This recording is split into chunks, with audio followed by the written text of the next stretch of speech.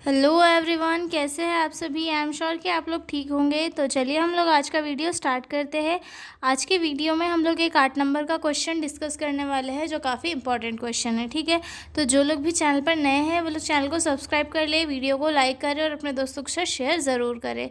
और हाँ, अगर आपको PDF नोट्स चाहिए हो तो आप मेरे डिस्क्रिप्शन में दिया हुआ जो मेल है उस पर मुझसे कॉन्टैक्ट करके आप लोग PDF ले सकते हो। ठीक है, ये 8 नंबर का क्वेश्चन है। क्वेश्चन में ये पूछा गया था कि जो स्किल असेसमेंट होता है वो किन किन टाइप का होता है। तो चलिए हम लोग स्टार्ट करते हैं। ठीक है, स्किल असेसमेंट होता क्या है पहले तो हम ये देखते हैं। ठीक है, skill assessment is a process of evaluating a process of practical ability, knowledge and attitude while performing a task. यानी कि स्किल असेसमेंट जो है एक ऐसी प्रोसेस होती है जिसमें किसी भी पर्टिकुलर पर्सन की जो प्रैक्टिकली एबिलिटीज़ होती है, नॉलेज होता है, एटीट्यूड होता है और उसकी जो परफॉर्मेंस होती है उसे इवोल्यूट किया जाता है। यानी कि उसकी परफॉर्मेंस देखी जाती है कि वो बंदा है उसको क्या चीज़ अच्छे से आती है और क्या चीज़ अच्छे से नहीं आती है। ठीक है, मतलब प्रैक्टिकली जो है किसी पर्सन से कोई टास्क करवाया जाता है और उसके थ्रू जो है इवोल्यूट किया जाता है कि इसकी जो स्किल्स है वो कितनी डेवलप है। ठीक है,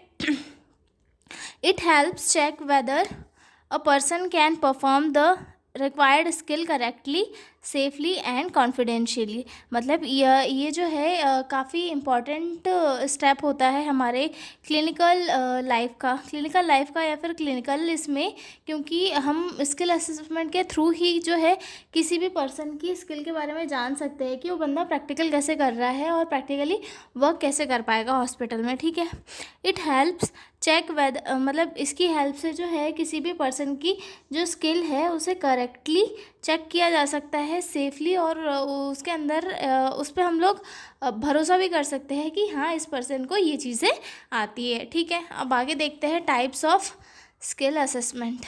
अब हम लोग देखेंगे टाइप्स ऑफ स्किल असेसमेंट, यानी कि स्किल असेसमेंट जो होता है उसके कितने टाइप होते हैं। ठीक है, तो इसमें फर्स्ट आता है प्रैक्टिकल और performance based assessment, then second आता है ऑब्जर्वेशन मेथड, देन थर्ड आता है stimulation based assessment, then fourth आता है ओरल असेसमेंट, देन फिफ्थ आता है रिटन असेसमेंट, देन सिक्स्थ आता है सेल्फ असेसमेंट, देन सेवन्थ आता है पुअर असेसमेंट, देन एट्थ आता है चेकलिस्ट और रेटिंग स्किल असेसमेंट। ठीक है, तो फर्स्ट को अच्छे से डिटेल में हम लोग देखते हैं। ठीक है,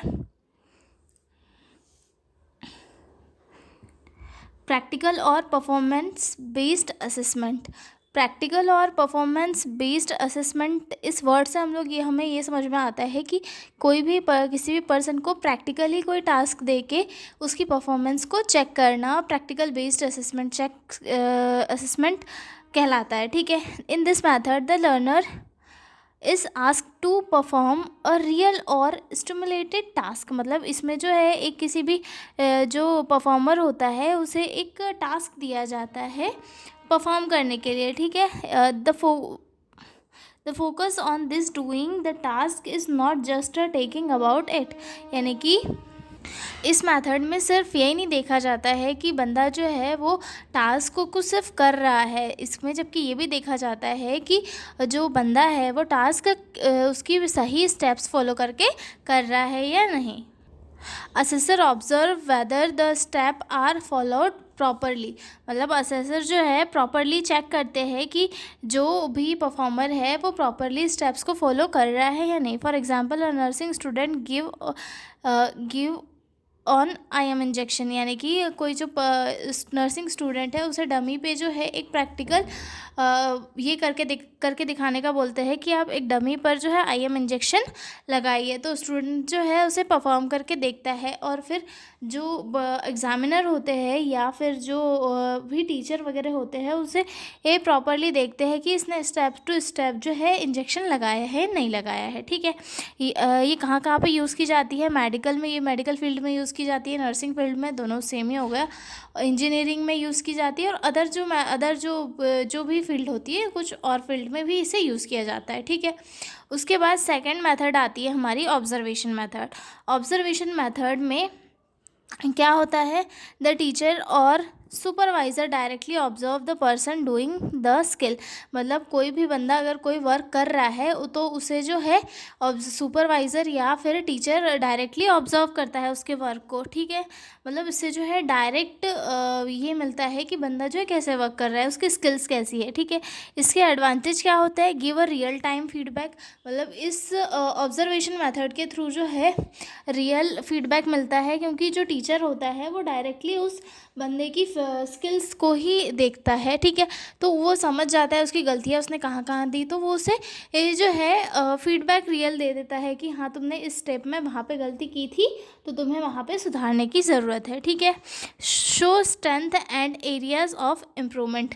मतलब इसके थ्रू जो है ये भी पता चल जाता है कि जो लर्नर है या फिर परफॉर्मर है वो उसकी स्ट्रेंथ किस जगह पे है और किस जगह पे उसे इम्प्रूवमेंट की नीड है, ठीक है।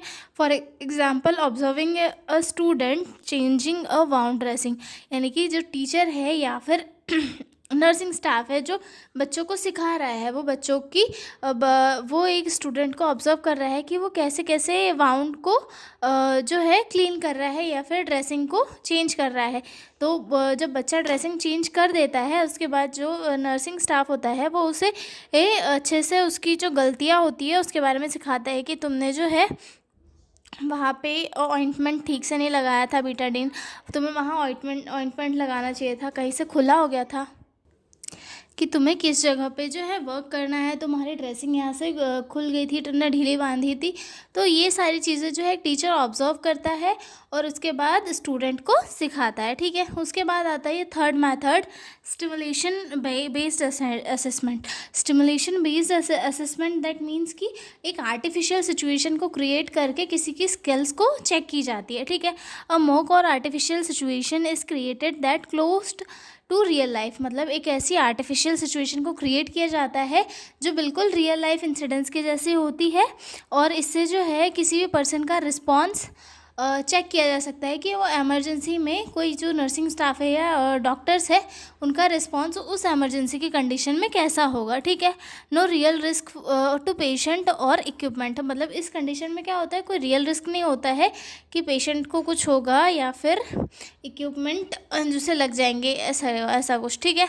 तो जैसे कि फॉर एग्जांपल के लिए practicing CPR on a mannequin. मतलब एक ऐसी कंडीशन क्रिएट की जाती है कि सीपीआर हो गया है और हम जो है उसे सीपीआर दे रहे हैं डमी को, तो ठीक है। तो ये स्टिमुलेशन बेस्ड असेसमेंट हो गया। अब आते हैं फोर्थ टाइप पे इसके, oral assessment. Oral assessment also called viva walk, यानी कि वाइवा भी कहा जाता है इसे, ठीक है। The learner is asked to verbally explain the मतलब explain the steps of a skill or respond to a situation. यानी कि ये जो असेसमेंट होता है काफ़ी सिंपल होता है। इसमें किसी भी लर्नर या फिर परफॉर्मर से जो है किसी भी पर्टिकुलर स्किल के बारे में ओरली पूछा जाता है कि कोई भी प्रोसीजर जो है उसे कैसे कैसे करते हैं, आप उसकी स्टेप्स हमें डिटेल में एक्सप्लेन करो, ठीक है। टेस्ट बहुत नॉलेज एंड कम्युनिकेशन स्किल्स। मतलब इससे जो है कम्युनिकेशन स्किल का भी टेस्ट हो जाता है और जो बंदे का नॉलेज है उसके बारे में भी पता लग जाता है, ठीक है। तो ओरल असेसमेंट के थ्रू जो है किसी के नॉलेज और कम्युनिकेशन स्किल के बारे में टेस्ट किया जाता है। For example, what steps will you follow while inserting a urinary catheter.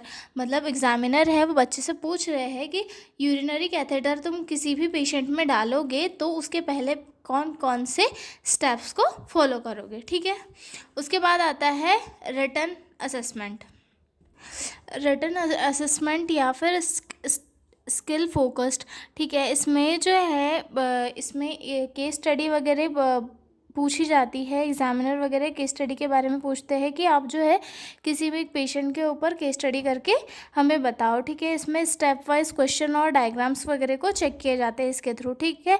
इससे क्या टेस्ट किया जाता है, test understanding of procedure planning and problem solving. इसके थ्रू जो किसी भी पर्सन की ये जो प्रॉब्लम सॉल्विंग जो एबिलिटी होती है, अंडरस्टैंडिंग की एबिलिटी और स्टेप टू स्टेप जो हम रिटन वे में लिखते हैं वो सारी चीज़ें एक बंदा कैसे लिखता है, ये सारी चीज़ों को चेक किया जाता है, ठीक है। फॉर एग्जांपल के लिए right the step of hand washing, मतलब हैंड वॉशिंग की किसी बंदे से स्टेप लिखवाना कि उसे आती है या नहीं, ठीक है। तो रिटन वे में उसका जो है चेक करना। उसके बाद अगला आता है सेल्फ असेसमेंट। सेल्फ असेसमेंट में क्या चेक करते हैं, the learners evaluate their own skill and performance. Self assessment that means कि जो बंदा है वो अपने खुद के जो परफॉर्मेंस है उसे चेक करता है, मतलब अपनी जो स्किल है या अपनी परफॉर्मेंस को उसे चेक करता है, ठीक है। इंक्रीज इससे जो है सेल्फ अवेयरनेस को बढ़ावा मिलता है और पर्सनल इम्प्रूवमेंट भी होता है, ठीक है। Usually done using self checklist और रिफ्लेक्शन फॉर्म, मतलब इसमें जो है सेल्फ चेकलिस्ट के थ्रू इसे किया जाता है, ठीक है। For example, did I maintain sterility during wound dressing, जैसे कि कोई नर्सिंग स्टाफ है वो खुद से ये पूछ रहा है कि मैंने स्टर्लिटी मेंटेन की थी जब मैं पेशेंट की जो है ड्रेसिंग कर रहा था, ठीक है। तो ये हो गया सेल्फ असेसमेंट। अब 7th पे आते हैं हम लोग। सॉरी, मैंने उसके पहले जो है पुअर असेसमेंट लिख दिया था, यहाँ पे पीयर असेसमेंट था। पीयर असेसमेंट दैट मीन्स हमारा जो पीयर ग्रुप होता है उसके बीच में हम लोग असेसमेंट करना है, ठीक है। अदर स्टूडेंट्स और group members observe and give feedback, मतलब जो अदर मेंबर्स हैं हमारे ग्रुप के वो लोग हमारी जो स्किल है उसे असेस करते हैं और उसके बारे में फीडबैक देते हैं, ठीक है। इससे जो है टीम वर्क भी इंक्रीज होता है और पब्लिक हमारे काम को ऑब्जर्व करती है। ऑब्जर्व करके वो हमारी जो चीज़ें हैं, गलतियाँ हैं, उन्हें सुधारने की कोशिश करती है और एक दूसरे को नई नई चीज़ें भी सिखाते हैं। फॉर एग्जांपल के लिए, one student perform a skill while other watch and give comments, मतलब एक स्टूडेंट कोई भी पर्टिकुलर प्रोसीजर परफॉर्म करता है और दूसरे उन्हें देखते हैं और उसकी जो कमियां हैं उसके बारे में बताते हैं और जो अच्छी चीज़ें की है वो भी बताते हैं, ठीक है। उसके बाद आते हैं 8वां टाइप, वो आता है चेकलिस्ट और रेटिंग स्किल असेसमेंट।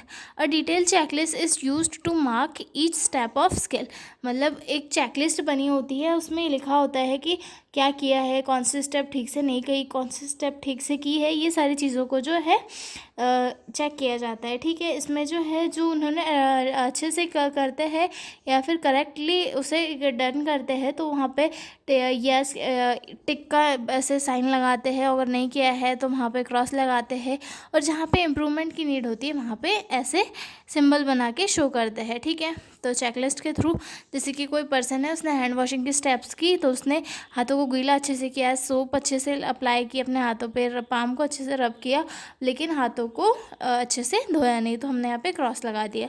तो ये हो गई चेकलिस्ट और रेटिंग स्केल असेसमेंट, ठीक है।